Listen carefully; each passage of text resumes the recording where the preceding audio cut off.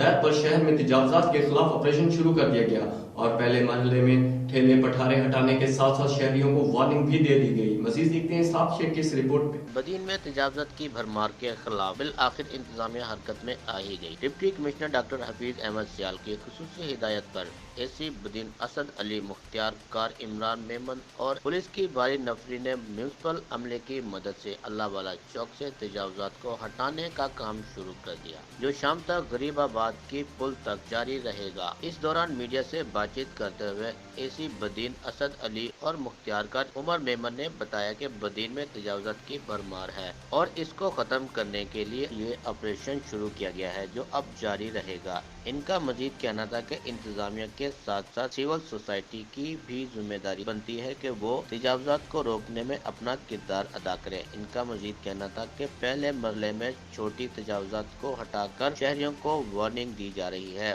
Team کے ساتھ اسحاق شیخ، راج news بدین۔